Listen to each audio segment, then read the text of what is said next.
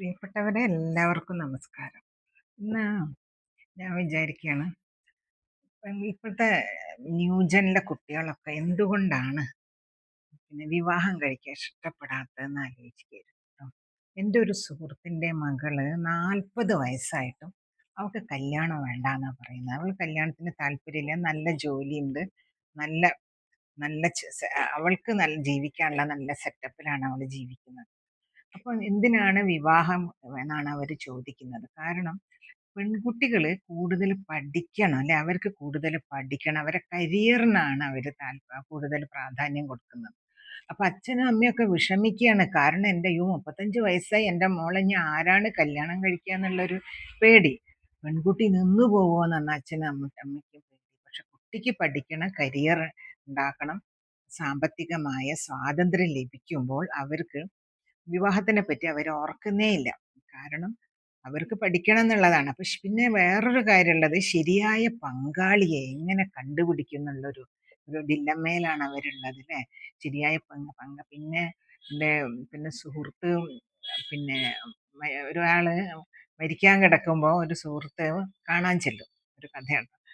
കാണാൻ ചെല്ലുമ്പോൾ അവൻ ചോദിക്കും, അയ്യോ നിനക്ക് ഇത്രയും കാലമായിട്ട് ഒരു പെണ്ണിനെ കിട്ടിയില്ല അല്ലേ, നല്ലൊരു സ്ത്രീയെ, നല്ലൊരു എല്ലാം തികഞ്ഞൊരു പെണ്ണിനെയല്ലേ നീ തെരഞ്ഞു നടന്നത്, നിനക്ക് ഇതുവരെ കിട്ടിയില്ലല്ലോ, നിനക്ക് ഇപ്പം നിനക്ക് ഇത്രയും അവസാന കാലത്ത് നിന്നെ നോക്കാൻ ആളില്ലല്ലോ എന്നൊക്കെ ഈ പ്രായമായ മനുഷ്യനോട് പറഞ്ഞപ്പോൾ അദ്ദേഹം പറയാണ്, ഞാൻ എത്രയോ ലക്ഷണം തികഞ്ഞ പെൺകുട്ടികളെ കണ്ടിരുന്നു, പക്ഷെ അവരെല്ലാം ലക്ഷണം തികഞ്ഞൊരു പിന്നെ പുരുഷനെയാണ് തേടിക്കൊണ്ടിരുന്നത് എന്ന്. അപ്പൊ അതേപോലെ എല്ലാവരും ലക്ഷണം തികഞ്ഞവർ, എല്ലാം തികഞ്ഞവരെയൊക്കെ തേടി നടക്കുമ്പോൾ പല പെൺകുട്ടികൾക്കും ആൺകുട്ടികൾക്കൊക്കെ കുട്ടികളെ കിട്ടാണ്ടാവുകയാണ്.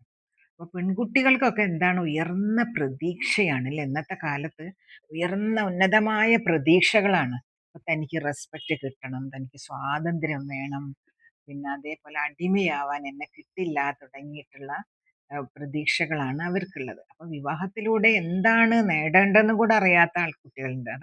അത് വേറൊരു പ്രശ്നമാണ്. എന്താണ് എനിക്ക് വിവാഹം കൊണ്ട് വേണ്ടത്? അപ്പം അതുകൊണ്ട് എനിക്ക് സമ്മർദ്ദമൊന്നും എനിക്ക് വേണ്ട. എനിക്കിനിയിപ്പോൾ സമ്മർദ്ദം ഇല്ലാത്തൊരു ജീവിതമാണ്. സുഖമായി ജീവിക്കുന്നു, നല്ല ശമ്പളം, നല്ല വസ്ത്രം, യാത്ര ചെയ്യുന്നു, ഒറ്റയ്ക്ക് പോകുന്നു, അങ്ങനെ.